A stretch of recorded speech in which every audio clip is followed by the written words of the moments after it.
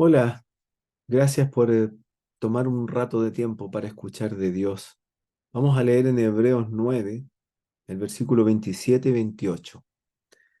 Dice la palabra de Dios, no yo. Y de la manera que está establecido para los hombres que mueran una sola vez, y después de esto el juicio. Así también Cristo fue ofrecido una sola vez para llevar los pecados de muchos, y aparecerá por segunda vez sin relación con el pecado, para salvar a los que le esperan. Veníamos hablando de la muerte y cómo este enemigo o este suceso tan trágico y tan triste está delante de nosotros. ¿Por qué está delante de nosotros? ¿Por qué no hay personas que hayan podido saltarlo?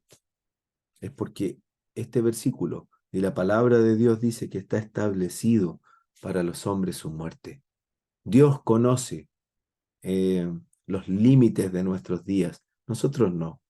A veces pensamos que vamos a vivir muchos años o que vamos a tener una larga vida, pero en realidad no sabemos, no sabemos siquiera si vamos a tener el día de mañana, incluso si la siguiente hora vamos a tener vida, porque hay cosas fulminantes, ya sea en lo médico o los accidentes, o hoy día de manera tan trágica como ocurre en nuestro país, que aparece una persona y te asalta y te quita la vida.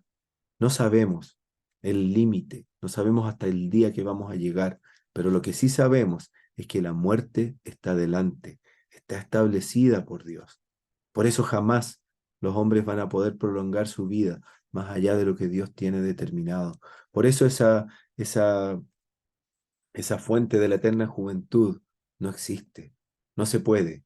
Eh, Nuestro cuerpo se va desgastando y va a llegar un día en que la muerte nos alcance o va a ocurrir alguna cosa, a lo mejor más triste o más trágica, que haga que nuestra vida termine. ¿Qué es lo que dice Dios? Que después de la muerte va a haber un juicio. Después de la muerte vamos a estar delante de Dios y se va a, a, a considerar nuestra vida. ¿Cómo va a ser esto? Vamos a poner en una balanza lo bueno en un lado y lo malo en el otro, y de lo que haya más, entonces va a ser como Dios va a juzgarme. No es así. Las cosas buenas que tú hagas no borran las cosas malas que tú hayas hecho. No se compensa una con la otra. No es como números negativos y números positivos para los matemáticos. No se suman. El pecado que nosotros tenemos y que ha ofendido a Dios y que ha ofendido a las personas, nosotros no podemos quitarlo, aunque haya personas que irresponsablemente se arrogan esa posibilidad para perdonar pecados o para decirte haz esto y vas a ser perdonado. Eso no está en la Escritura. El único que puede perdonar pecados es Dios. ¿Y sabes cómo lo hizo? Lo hizo a través del Señor Jesucristo. Él sufrió la muerte cargando tus pecados y los míos. Y por eso murió allí en la cruz del Calvario, porque la consecuencia del pecado es la muerte. Y el Señor Jesucristo fue cargando nuestros pecados. Él no tenía pecado. Era igual a nosotros, semejante en todo, con excepción del pecado que Él no tenía. Y Él muere en esa cruz, cargando tus pecados y cargando mis pecados. El Señor Jesucristo venció la muerte. Y esa victoria solamente se puede alcanzar un ser humano como tú o como yo, que tenemos pecados. La única manera de alcanzar ese triunfo sobre la muerte es asociándonos a alguien que pueda, que tenga la capacidad para pagar mi cuenta. Por eso es importante, por eso es fundamental la persona y la obra de Jesucristo. Por eso necesitas creer en Él. Por eso yo necesitaba creer en Él. Necesitaba confiar en que Él dio su vida por mí en la cruz y que pagó el precio que correspondía a mis pecados, que era la muerte. Y Dios lo aceptó y quedó satisfecho. Y el Señor Jesucristo resucita triunfante de entre los muertos.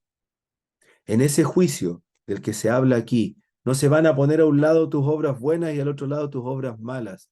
¿Sabes lo que se va a considerar ahí? Si tú tienes la capacidad de pagar tu cuenta. La paga del pecado es la muerte. Si tú no tienes forma de pagar ese precio, lo que te corresponde es la muerte eterna, separado de Dios para siempre en el infierno. Terrible. Por eso, como nadie puede pagar ese precio, como yo no puedo quitar mis pecados, necesito a alguien que sí pueda pagarlo. Y ese es el Señor Jesucristo, que murió por ti, que murió para que tú tengas tus pecados perdonados. Entonces, cuando alguien va a ese juicio con sus pecados perdonados o asociado al Señor Jesucristo como aquel que perdona los pecados nuestros, Dios dice, la cuenta de Él está pagada. No es que la pagó Él, no es que tú hiciste algo para ser mejor o peor que el resto, es que Cristo hizo la obra. Y Él pagó el precio que te correspondía pagar a ti, que me correspondía pagar a mí. Por eso la Biblia dice que debemos creer en el Señor Jesucristo para obtener salvación y perdón de pecados. Ahí está la solución a este evento tan terrible que está delante, que es la muerte.